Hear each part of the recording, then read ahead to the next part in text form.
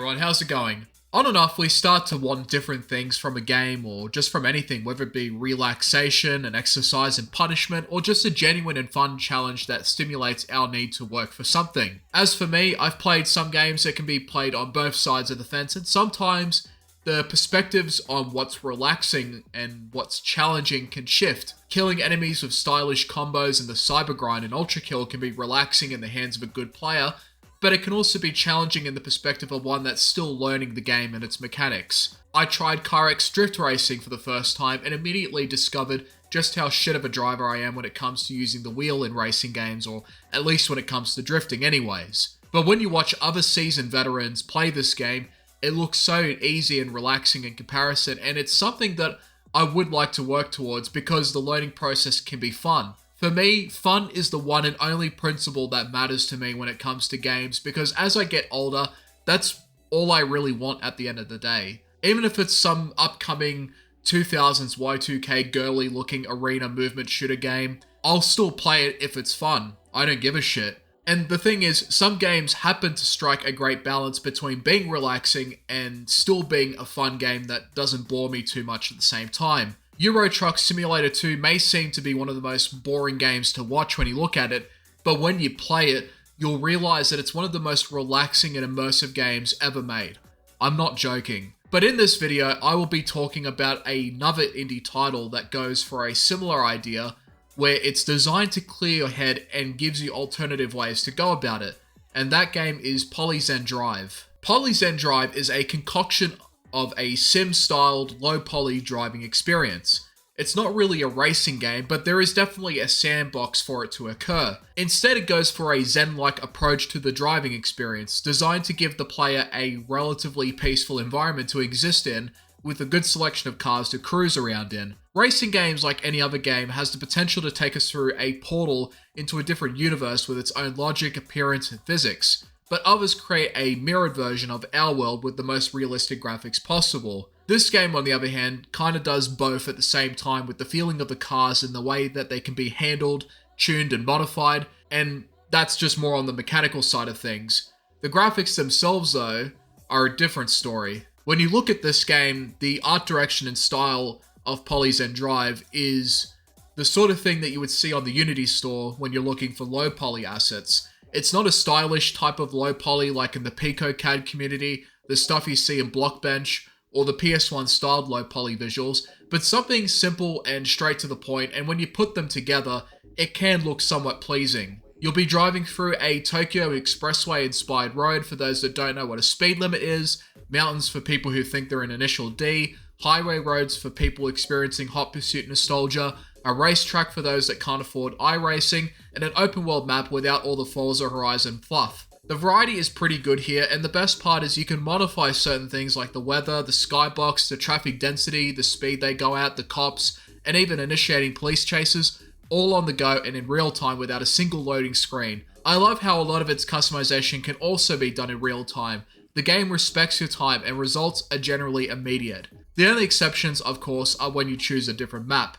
Come to think of it, this is probably also another reason for the low poly aesthetic, because a lot less has to be rendered in comparison to, say, something like, say, I don't know, Cyberpunk 2077, where there's a lot more high poly shit going on there. And in order to have that seamless, low-effort vibe that the game goes for, it makes sense to go the opposite direction and make everything more low poly. If you just want to drive on empty roads, you can do that. If you want to get choked with traffic and cops, you can do that as well. Hell, you can even pause the time of day if you just want to keep the midnight vibes going on while you listen to the game's various radio stations. The game has different radio stations where it's a mix of rock, funk, hip-hop, electronic, and western country style music, made to be played in the background more so than to receive your full attention. The main focus of the game is more so just in the driving and how it's designed to clear your head, especially if you're having a stressful day and you just want to go on an empty road and just keep driving. You don't have a story or a setting here, just you and the open road that you set up, as well as the type of driving that you want to do. You have two different driving modes here. One is the default driving mode that is modifiable, where you can fine-tune the vehicle's handling until it feels right or different, and then there's the drift mode. Drifting can be somewhat challenging, especially on the mountain map, but it's not as difficult as other games like, say, CarX Drift Racing or Assetto Corsa, Even on the wheel, I was eventually able to pick it up somewhat with some successful drifts and also some disastrous results. Although I have a long way to go, it can still be a fun time, especially if you just want to like chill and drift or something, but not have too much pressure on the realism. As for the car selection in general, it's also pretty good. Those with different car tastes will at least find something enjoyable enough to drive, and even in spite of the low poly graphics, the models are pretty well done and fit in with the rest of the game's art direction. Customization from a visual standpoint is somewhat limited. You have the full range of colors available for the car as well as the windows, and you do also have neons that you can attach to underneath, but that's about it so far.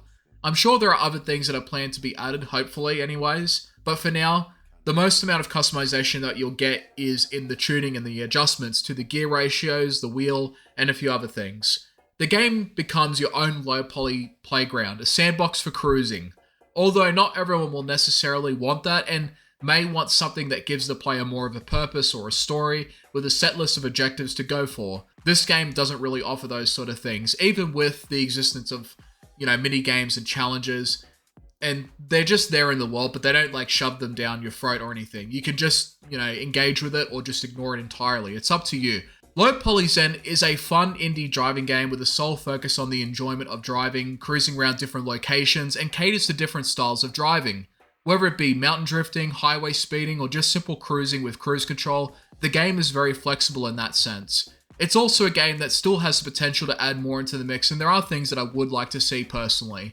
For starters, having more visual customization would be nice, like different body kits, decals, rims, the ability to create your own vinyls, or even a livery editor like you see in modern racing games today. Also, workshop integration would be another neat addition where people can upload their own content like, cars, maps, challenges, you name it, which would expand the game's content pool to an infinite degree as long as there are people keen to make stuff for it. Other than that, it's a neat and fun indie driving game if you just want a relaxing experience rather than just doing races all of the time, which you can technically do since there is multiplayer in the game too. Give the demo a try first and see if it clicks, and if you end up liking it, then there's also another game made by the same person called RetroZen, which has a similar idea but is more geared towards an 80s driving nostalgia trip. Now, go clear your head, you look stressed, and thank you for watching.